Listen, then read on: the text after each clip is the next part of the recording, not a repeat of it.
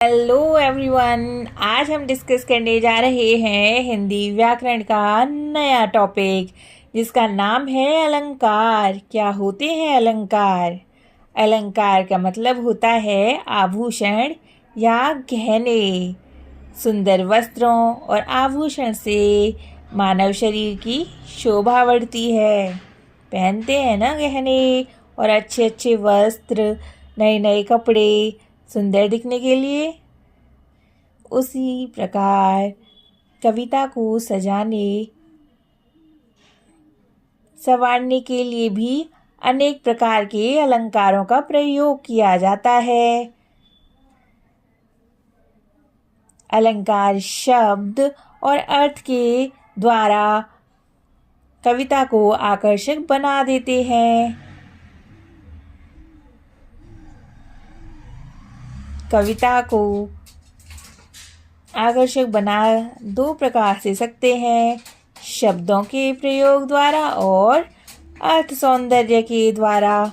तो चलिए अब हम जाने अलंकार के बारे में।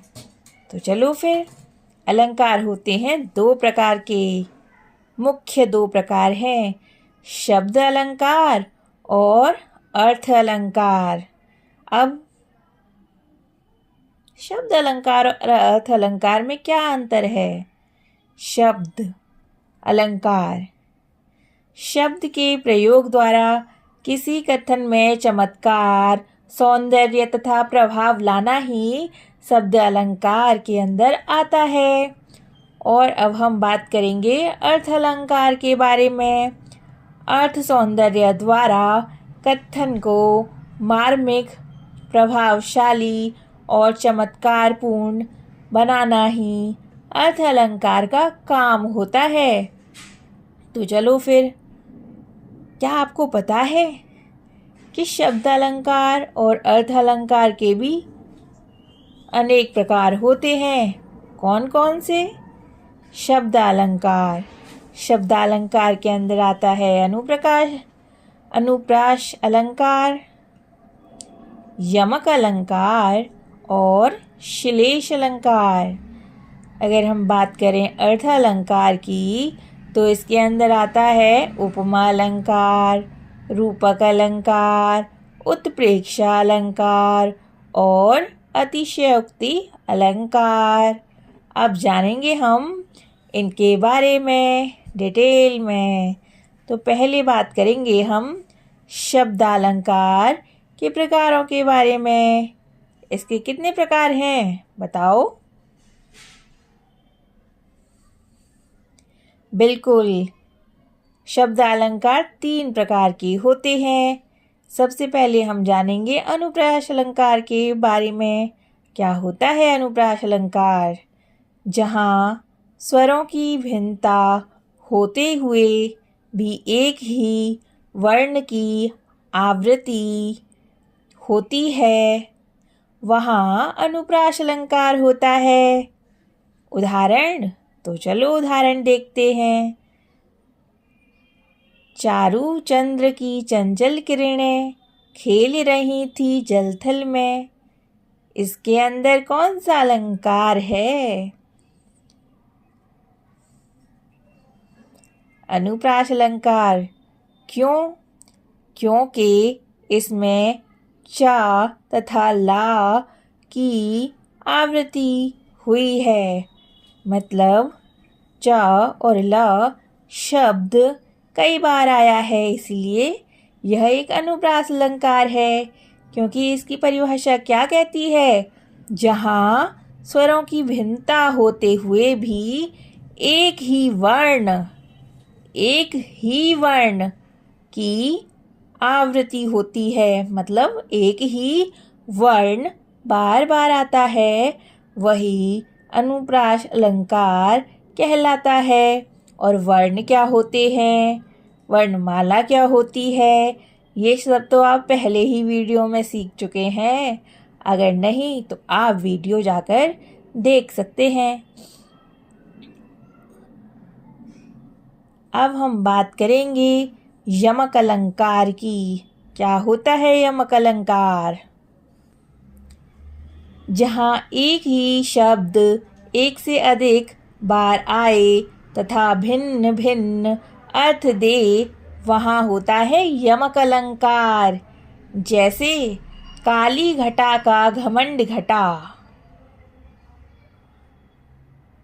काली घटा का घमंड घटा। यहाँ अलंकार कौन सा है? यहाँ अलंकार है यमक। और यमक अलंकार क्यों है? क्योंकि घटा शब्द 2 बार आया है। पहले घटा का मतलब होता है बादल और दूसरे घटा का मतलब होता है कम होना। एक और उदाहरण से समझेंगे आप यमक अलंकार को, तो चलिए फिर।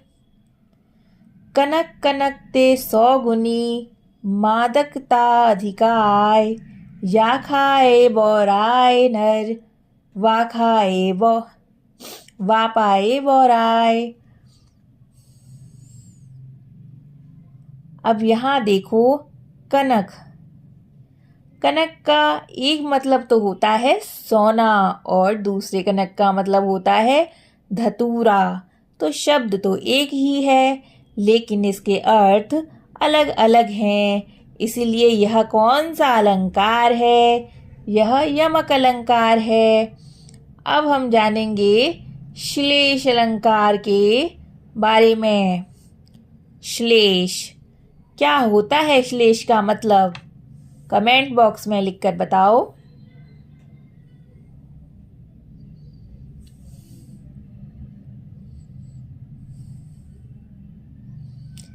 बिल्कुल, श्लेष का अर्थ है चुपका हुआ। तो फिर श्लेष अलंकार कौन सा हुआ? जहाँ एक ही शब्द में एक से अधिक अर्थ चिपके हुए हों, तो वहाँ श्लेष अलंकार होता है। उदाहरण,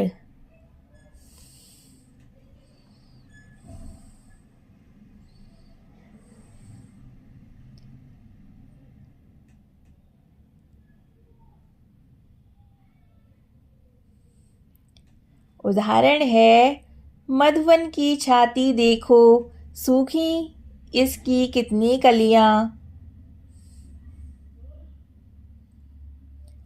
अब इसमें कलियां का मतलब है फूल खिलने से पूर्व की स्थिति, और एक कलियां का मतलब इसके अनुसार है यौवन से पूर्व की अवस्था।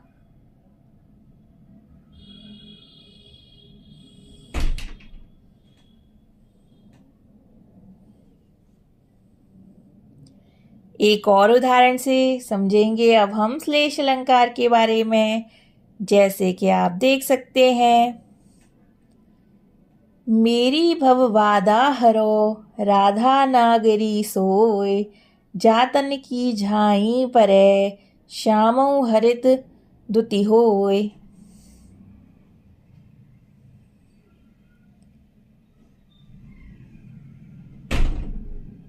यहाँ पर भी श्लेष अलंकार है। क्यों?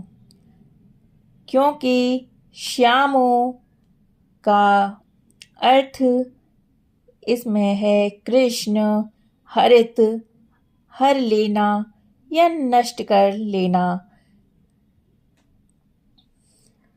और एक श्यामो का अर्थ यहाँ पर इस वाक्य के अनुसार है सांवला रंग, हरित हरे रंग का हो जाना। तो देखा आपने, शब्द तो एक है, लेकिन इसके साथ कितने अर्थ चिपके हुए हैं, इसीलिए यह श्लेष अलंकार है। तो आज हमने जाना शब्दालंकार के बारे में। शब्दालंकार 3 प्रकार के हैं, अनुप्रास, यमक और श्लेष। अनुप्रास में जहाँ एक ही वर्ण बार बार आता है, वह अनुप्रास अलंकार हो जाता है। यमक अलंकार में एक शब्द के अर्थ अलग होते हैं, और श्लेष अलंकार में तो एक शब्द से अनेक अर्थ निकलते हैं।